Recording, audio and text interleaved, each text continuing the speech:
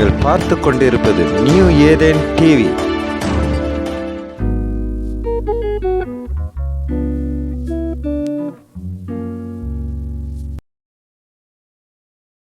எனக்கு அன்பான சகோதர சகோதரிகளே, ஆண்டவராகிய இயேசு கிறிஸ்து நாமத்தில் உங்கள் அனைவரையும் வாழ்த்தி வரவேற்கிறேன். இன்றைக்கான தினவசனம் நீதிமொழிகள் 3ஆம் அதிகாரம் 5-6 இறைவசனங்கள். உன் சுய புத்தியின் மேல் சாயாமல் உன் முழு இருதயத்தோடும் கர்த்தரில் நம்பிக்கையாயிருந்து உன் வழிகளெல்லாம் அவரை நினைத்துக்கொள். அப்பொழுது அவர் உன் பாதையை செவ்வாய்ப்படுத்துவார். கர்த்தருக்கு மகிமை உண்டாதாக. நாம் எப்போதும் சுய புத்தியிலே சாயாமல் இருக்க வேண்டும் என்று ஆண்டவர் மறுபடியுமாக மீண்டும் மீண்டுமாக நமக்கு ஆலோசனை கூறுகிறார். அவர் பொறுமை உள்ளவர். நாம் செய்யும் தவறுகளிலிருந்து நாம் மீண்டு வருவதற்கு உதவி செய்யும் ஒரு நல்ல ஆசிரியர் போலதான்.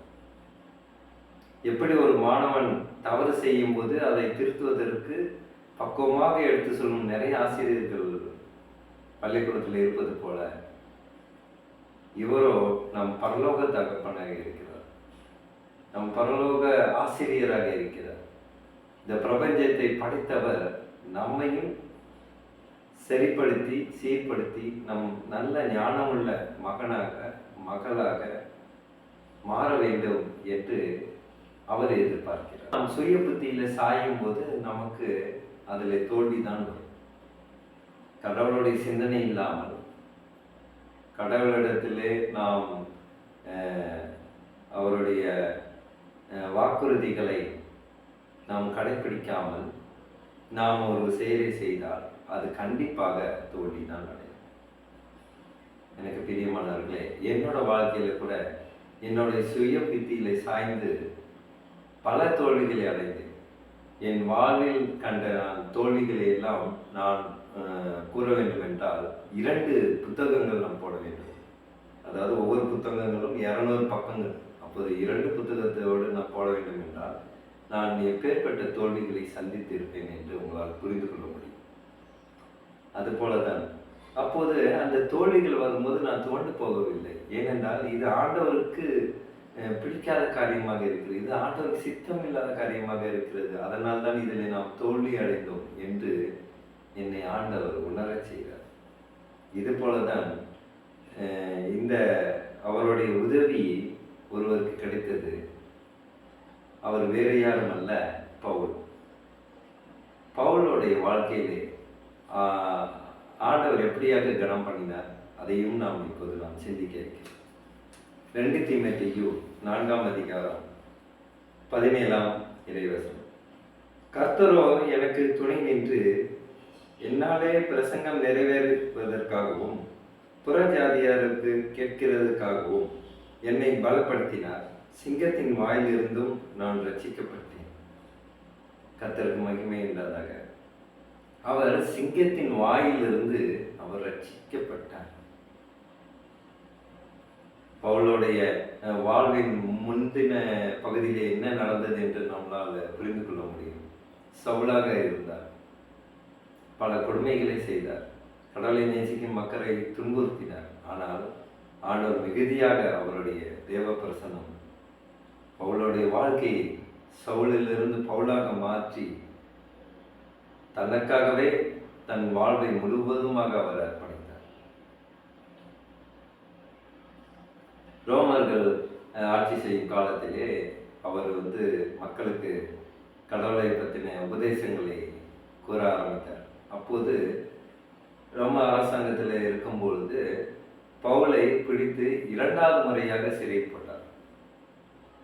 அப்ப 2வது முறை சிறையும் போடும்போது நம் சக கிறிஸ்தவர்கள் சகோதரர்கள் யாரும் பாதுகாக்கலையே என்று அவர் வருந்திருக்கலாம். ஆனால் அவர் கடவுள் மீது மிகவும் நம்பிக்கை உள்ளவராக இருந்தார். அதனாலே தான் அவரை ஆண்டவர் பெரும் துன்பத்திலிருந்தும் ஆபத்திலிருந்தும் காப்பாற்றினார்.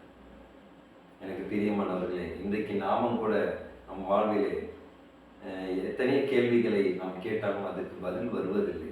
ஏனென்றால் நாம் சுய சிந்தனையில் இருப்பதால் தான் ஜெபத்திற்கு பதில் வருவதில்லை. ஆனால் ஆண்டவருடைய சித்தத்துக்காக நாம் ஜெபிப்போமேயானால் இன்றைக்கு ஆண்டவர் சொல்லுகிறார், மகனே, நான் உனக்கு சகலத்தையும் ஆசீர்வதிப்பேன். 1 கொரிந்தியர் 10ஆம் அதிகாரம் 13ஆம் இறைவசனம் இப்படியாக சொல்கிறது, மனுஷருக்கு நேரிடுகிற சோதனைகளே அல்லாமல் வேறு சோதனைகள் உங்களுக்கு நேரிடுவதில்லை. தேவன் உண்மையுள்ளவராய் இருக்கிறார்.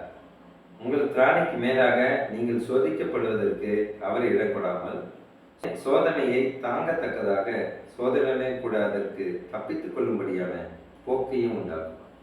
கர்த்தருக்கு மகிமை உண்டாகும். நமக்கு வரும் கஷ்டங்கள் நம்மளை மீறி எல்லை மீறி நம்மளால் தாங்க முடியாத கஷ்டங்களை அவர் ஒரு நாளும் நம் வாழ்க்கையை அனுமதிக்க மாட்டார். பவுலுக்கும் அப்படிதான் நடந்தது. ஆனால் அவர் ஆண்டவர் மீது இருக்கிற விசுவாசத்தினாலே அவர் பலன் அடைந்தார். எனக்கு பிரியமானவர்களே, இப்படிப்பட்ட ஆறுதலான இன்றைக்கான தினாசனத்தை ஆண்டவர் நமக்கு கொடுத்திருக்கிறார் என்றால் நாம் பிறர் மிகப்பெரிய பாக்கியசாலியாக இருக்கும். தொடர்ந்து இந்த சிந்தனையோடும் இந்த நம்பிக்கையோடும் ஆண்டவர் நம்மளை ஒரு நாளும் கைவிட மாட்டார். நம் பிரச்சனைகளுக்கெல்லாம் அவர் கூடிய சீக்கிரமாக தீர்வு கட்டுவார். நம் எதிரிகளை சரி கட்டுவார் என்று நாம் விசுவாசித்து ஜெபிப்போமா? ஸ்தோத்திர கர்த்தாவை துதிக்கிறோம் எங்கள் அன்பு நேசரே. அப்பா, நீங்கள் சொல்லப்பட்டது போல எங்கள் சுய புத்தியில் சாயும் போது அது எங்களுக்கு தோல்விதான் ஆண்டவர். நீர் வெளிப்படும் காரியங்களிலே நாங்கள் ஈடுபடும் போது அது எங்களுக்கு நித்தியமும் வெற்றியை அருளிக்கிறது. ஸ்தோத்திர கர்த்தாவை துதிக்கிறப்பா.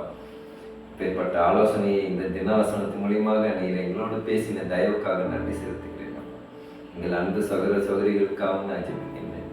அவர்களுடைய வாழ்க்கையில் கூட பெரும் துன்பங்கள் வந்தாலும் அதையெல்லாம் பலன் கொண்டு மீண்டு வெளியே வருவதற்கு உமது தேவ பிரசன்னத்தை நீர் உண்டாக்க மாட்டோம். குடும்பத்தை நீர் ஆசீர்வதி பலப்படுத்தும். பொருளாதார நெருக்கடிகள் எதுவும் இல்லாதபடிக்கு, குடும்பத்தில் எந்த ஒரு குழப்பம் இல்லாதபடிக்கு, சாத்தானுடைய சதுராட்டங்கள் இல்லாதபடிக்கு நீ காத்துக்கொள்ள மாட்டோம். அப்பா, எங்கள் அன்பு சகோதர சகோதரிகளுடைய ஆரோக்கியத்துக்காக நான் ஜெபிக்கின்றேன். அவர்கள் ஒரு பொழுதும் ஆரோக்கியத்திலே பலன் இல்லாமல் போகாமல் இருப்பதற்கு தேவன் கிருபை செய்யும். உங்கள் பலவீனத்திலே என் பலன் பூரணமாய் விளக்கும் என்று சொன்னீர்கள். அப்பா, முதியோர்களுக்காக நான் ஜெபிக்கின்றேன்.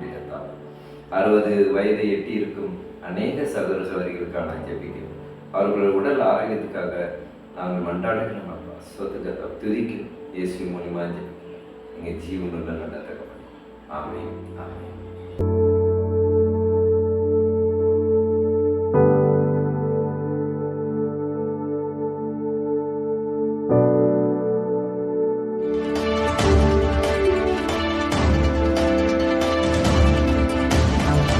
நீங்கள் பார்த்துக் கொண்டிருப்பது நியூ ஏதேன் டிவி.